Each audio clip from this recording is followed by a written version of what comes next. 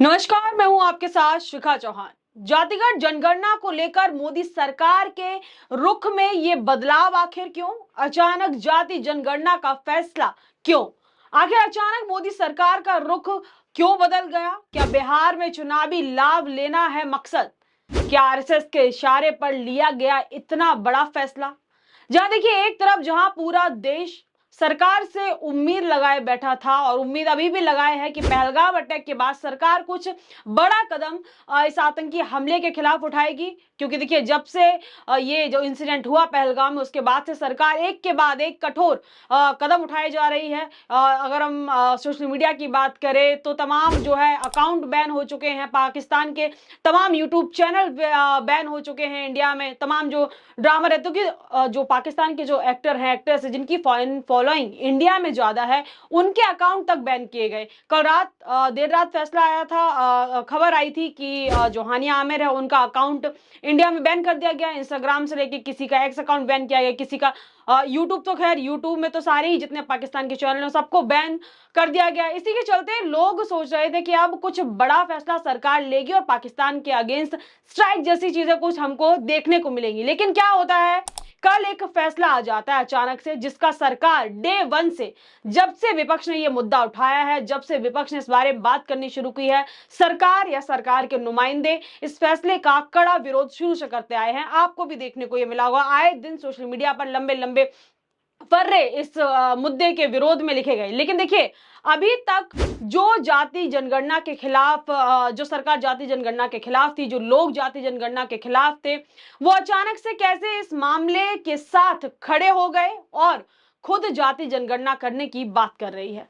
जो सरकार इसके खिलाफ थी, वो अब खुद सरकार के द्वारा ही जो है ये फैसला लिया गया है। वहीं इस पूरे मसले पर पहली बार विपक्ष सरकार के इस फैसले में पूरी तरीके से साथ होता दिख रहा है और विपक्ष लगातार ये बताने की कोशिश कर रहा है, ये बताने की कोशिश की जा रही है, विपक्ष की तरफ से जाहिर करने की कोशिश की जा रही है कि देखिए, आखिर सरकार को झुकना ही पड़ा। सरकार हर बार झुकेगी, बस झुकाने वाला चाहिए। और सरकार के इस फैसले का श्रेय राहुल गांधी समेत तमाम जो विपक्ष के नेता हैं, चाहे जैसे हम बात करें अखिलेश यादव की, तेजस्वी यादव, इनको जो है इस पूरे जो ये फैसला लिया गया, इसका जो कह सकते हैं कि इसका श्रेय इनको दिया जा रहा है। वही जो लोग खुलकर जाति जनगणना के सख्त खिलाफ थे, उनके पास आज कोई शब्द नहीं बचे हैं। सोशल मीडिया पर भी लोग आज हर जगह इसी विषय पर चर्चा कर रहे हैं और कई लोग तो सवाल पूछ रहे हैं कि अब कहां गए वो लोग जो इस फैसले के विरोध में लंबे चौड़े जो है फर्रे लिखा करते थे। और तो कई संगठन हैं, कई ऐसे पेजेस हैं, कई ऐसे लोग हैं जो सरकार का इस मुद्दे पर जो सरकार की नुमाइंदगी करते थे, वो तक सरकार को आड़े हाथ ले रहे हैं और तमाम खरी खोटी भारतीय जनता पार्टी को, सरकार को सुनाने में लगे। क्योंकि आज के दिन उन्होंने जब ये फैसला आया, इसको लेकर सरकार को भी नहीं बख्शा और सब यही सोच रहे हैं कि आखिर ये चमत्कार हुआ कैसे। अब मोदी जी ने खुद ही भाजपाइयों के हाथों से कलम छीन ली, या यूं कह सकते हैं कि उनके मुंह से जुबान छीन ली। तो बात करेंगे आज उन कट्टर राजनेताओं की भी, जिनका पहले इस जनगणना को लेकर एक अलग ही रुख था और एक कुछ अलग ही शब्दावली थी और अलग ही शब्द थे, और अब कहते हैं कि जब जैसा समय हो वैसी ही बात बोलनी चाहिए। शायद इन नेताओं ने भी ये रूल पूरी तरीके से फॉलो कर लिया है। जो पहले लात घूंसे मारने की बात करते थे, वो आज इस फैसले का स्वागत करने में व्यस्त हैं। तो आप इससे अंदाजा लगाइए कि नेताओं की बात का कोई मतलब नहीं होता। ये ठीक वैसा ही है कि जैसे जहां जहां वजन वहां भजन। तो देखिए, शुरुआत करते हैं मोदी जी के मंत्री नितिन गडकरी की, जिन्होंने एक प्रोग्राम में कहा था कि जो करेगा जाति की बात, उसको मारूंगा कस के लात। मतलब इस मुद्दे को लेकर लात मारने की बात कही गई थी और अब ये लात किसके मुंह पर पड़ी है, ये तो मंत्री जी को बहुत बेहतर तरीके से पता होगा। वहीं अगर हम उत्तर प्रदेश की बात करें तो उत्तर प्रदेश के मुख्यमंत्री योगी आदित्यनाथ की भी जो है इस मुद्दे को लेकर उन्होंने भी एक स्टेटमेंट दिया था, जो उस वक्त बहुत चर्चाओं में था। देखिए, उन्होंने कहा था कि जाति, क्षेत्र और भाषा के नाम पर समाज को बांटने वालों में जो है रावण और दुर्योधन का डीएनए है। और ऐसी तमाम बातें, ये केवल नितिन गडकरी और योगी आदित्यनाथ नहीं, तमाम जो बड़े बड़े भाजपा के नेता हैं, जो तमाम और भी जो लोग हैं जो पूरी तरीके से भाजपा को जो है सपोर्ट करते हैं, जो मोदी जी के चाहने वाले हैं, उनकी तरफ से तमाम ऐसे स्टेटमेंट, तमाम ऐसे बयान भाजपा के बड़े बड़े नेताओं की तरफ से भी पहले भी उस वक्त आए थे जब राहुल गांधी समेत कई दल देश भर में जाति जनगणना की मांग जोरों से कर रहे थे। और अब जब सरकार खुद इस फैसले को लेकर आई है तो देखिए कैसे सबके सुर एकदम से बदल गए। नितिन गडकरी की ओर से पहला पोस्ट देखिए, इसको लेकर, ये जो फैसला लिया गया उसको लेकर सोशल मीडिया हैंडल एक्स पर पोस्ट करते हुए नितिन गडकरी कह रहे हैं कि सामाजिक न्याय को मजबूत करने की दिशा में एक ऐतिहासिक कदम उठाया गया है। मोदी सरकार ने आगामी जनगणना में जाति आधारित गणना को शामिल करने की मंजूरी दे दी है। सीसीपीए बैठक के दौरान प्रधानमंत्री श्री नरेंद्र मोदी जी की अध्यक्षता में लिया गया यह महत्वपूर्ण निर्णय समानता, समावेशन और आर्थिक और सामाजिक रूप से वंचित समुदायों के जो है सशक्तिकरण के प्रति दृढ़ प्रतिबद्धता को रेखांकित करता है। जो अधिक प्रतिनिधि हैं और जो न्यायपूर्ण सामाजिक के ढांचे में दिशा का कह सकते हैं एक प्रगतिशील कदम है। इसको इतना बड़ा बखान करके नितिन गडकरी बता रहे हैं, पर अब सवाल ये उठता है कि इससे पहले फिर लात घूसे वाला क्या सीन था, वो किसके लिए थे? क्योंकि अब ये जो फैसला है ये तो किसके द्वारा उठाया गया ये पूरे देश को पता पड़ गया कल रात से। वहीं योगी जी लिखते हैं कि 140 करोड़ देशवासियों के समग्र हित में आदरणीय प्रधानमंत्री श्री नरेंद्र मोदी जी के नेतृत्व में सीसीपीए द्वारा जाति जनगणना को आगामी शामिल किए जाने का निर्णय अभूतपूर्व एवं स्वागत योग्य है। वंचित, पिछड़े और उपेक्षित वर्गों को सही पहचान और सरकारी योजनाओं में उनकी उचित भागीदारी दिलाने की दिशा में यह निर्णायक पहल की गई है। ये निर्णायक पहल है।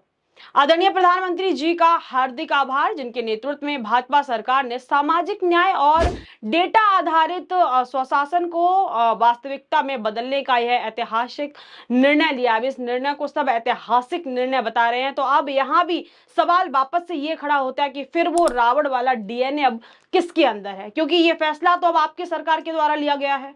खैर, खबर का रुख करते हुए कुछ सवाल हैं जो हमने ऊपर पूछे थे, उनके जवाब तलाशने की कोशिश इस खबर के जरिए करेंगे। लेकिन उससे पहले सुनिए और देखिए जरा राहुल गांधी का ये वीडियो जो इस वक्त सोशल मीडिया पर लोग जमकर पोस्ट कर रहे हैं, और सरकार के द्वारा अचानक रात भर में जो ये फैसला लिया गया है, इस फैसले का श्रेय कहीं ना कहीं राहुल गांधी को पूरी तरीके से दे रहे हैं, क्योंकि राहुल गांधी ने इस मुद्दे को लेकर अपनी आवाज सड़क से लेकर सदन तक जो है हमेशा बुलंद रखी। जाति जनगणना की मैंने बात कर रखी, पार्लियामेंट में रखी, हम करवाएंगे, चाहे बीजेपी करवाए ना कराए, हम उन पे ऐसा दबाव डालेंगे उनको करना ही पड़ेगा। अगर नहीं करेंगे परे हो जाओ, हम करेंगे। जो मैंने आपसे पहले कहा, ये मेरे लिए राजनीति नहीं है, ये मेरे लिए लाइफ मिशन है, इसको छोड़ने वाला नहीं हूं मैं। और मैं गारंटी करके कह रहा हूं, जो कांचा जी ने कहा आप लिख लो, जाति जनगणना को कोई शक्ति नहीं रोक सकती है। बिना जाति जनगणना विकास की सही तरीके से बात नहीं की जा सकती है।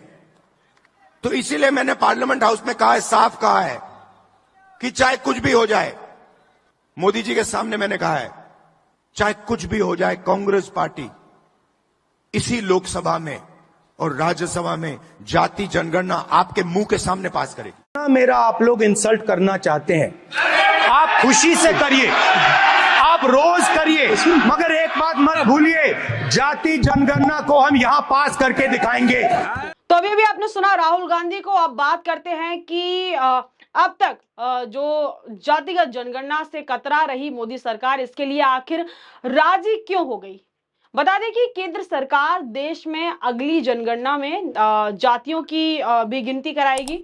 बुधवार को केंद्रीय मंत्री अश्विनी वैष्णव ने राजनीतिक मामलों पर कैबिनेट कमेटी की बैठक में लिए गए सरकार के इस फैसले की जानकारी देते हुए बताया कि जातियों की गिनती जनगणना के साथ ही की जाएगी। बता दें कि इससे पहले कांग्रेस, समाजवादी पार्टी और राष्ट्रीय जनता दल समेत कई विपक्षी दल लगातार देश में जाति जनगणना की मांग करते आ रहे हैं शुरू से, और ये मांग जो है जोरों से उनके द्वारा उठाई जा रही है। पिछले महीने गुजरात में कांग्रेस के 2 दिवसीय सम्मेलन में कांग्रेस नेता राहुल गांधी ने जाति जनगणना का मुद्दा उठाते हुए कहा था कि ये सबको पता होना चाहिए कि देश में कितने दलित हैं, कितने पिछड़े हैं, कितने आदिवासी हैं और कितने अल्पसंख्यक हैं और कितने गरीब सामान्य वर्ग के लोग हैं। तभी पता चलेगा कि देश में देश के जो संसाधन हैं, जो संसाधनों को उनकी कितनी जो संसाधन उनको उनकी कितनी हिस्सेदारी मिल रही है। जातिगत जनगणना कराने के केंद्र सरकार के फैसले के ऐलान के बाद कांग्रेस नेता राहुल गांधी ने एक प्रेस कॉन्फ्रेंस रखी जिसका श्रेय विपक्ष दलों को दिया, और उन्होंने कहा कि हमने संसद में कहा था कि हम जातिगत जनगणना करवाकर ही मानेंगे, साथ ही आरक्षण में 50% सीमा की हुई दीवार को तोड़ देंगे। और आपको बता दें कि इस पूरे मसले पर सवाल पर राजनीतिक विश्लेषक डीएम दिवाकर ने बीबीसी से बातचीत के दौरान कहा कि मोदी सरकार ने जब तक जो है जाति जनगणना से अब तक इनकार किया है, तो महागठबंधन यानी कि विपक्ष ने इसे पूरी तरीके से देश में मुद्दा बना दिया। बता दें कि इस बीच बिहार और कर्नाटक ने अपने अपने तरीके से जो जाति सर्वे कराया है, और उससे पता चल गया कि पिछड़ी और अति पिछड़ी जातियों की कितनी आबादी है और उस हिसाब से राजनीति में उनकी कितनी हिस्सेदारी बन सकती है। अब मजबूरी में मोदी सरकार को जाति जनगणना कराने का फैसला लेना पड़ा है। और देखिए, अगर विश्लेषकों की बात करें तो इस मुद्दे पर उनका क्या कहना है? उनका कहना है कि राजनीतिक दल इन समुदायों का समर्थन हासिल करने के लिए जाति जनगणना का समर्थन कर रहे हैं।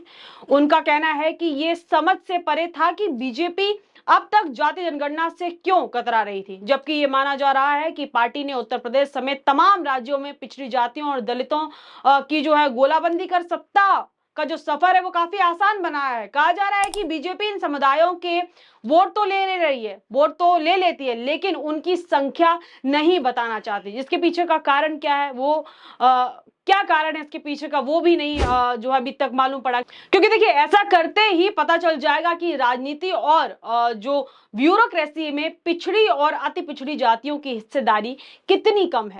तो सवाल ये है कि क्या बीजेपी का ये डर अब खत्म हो गया है, या फिर उसने बिहार, जहां पे इसी बिहार में जो चुनावी लाभ लेने के लिए कदम उठाया गया, क्योंकि जहां बिहार की बात करें तो इसी साल बिहार के साल के अंत में विधानसभा चुनाव होने को है। जाति जनगणना को लेकर मोदी सरकार के रुख में ये बदलाव आखिर क्यों आया? जब ये सवाल पूछा गया, बीबीसी ने एक वरिष्ठ पत्रकार हैं और राजनीतिक विश्लेषक हैं, उनसे पूछा गया जिनका नाम अदिति फडणवीस है। तो उन्होंने कहा कि इस बारे में उन्होंने बोला कि दरअसल मोदी सरकार के अंदर ये बदलाव जाति जनगणना को लेकर आरएसएस का नजरिया सामने आने के बाद हुआ है। 2024 में सितंबर में आरएसएस की एक बैठक के बाद कहा गया था कि जाति जनगणना को लेकर उसे कोई आपत्ति नहीं है, लेकिन इसका राजनीतिक फायदा नहीं लिया जाना चाहिए। हालांकि निश्चित तौर पर राजनीतिक जो दल है वो इसका फायदा उठाना चाहते हैं। तो अब लोग जो है अपनी अपनी प्रतिक्रियाएं दे रहे हैं, अपना अपना नजरिया रख रहे हैं, अपना अपना पीओवी रख रहे हैं इस पूरे मुद्दे को लेकर। तो इन्हीं सबके बीच आपकी क्या राय है इस फैसलों को लेकर, इस मुद्दे को लेकर? कमेंट सेक्शन में अपनी प्रतिक्रिया देना हमें बिल्कुल भी ना भूले। इस खबर में बस इतना ही। ऐसे तमाम खबरों के लिए जुड़े रहिए हमारे साथ। तब तक के लिए मुझे इजाजत। बहुत बहुत धन्यवाद।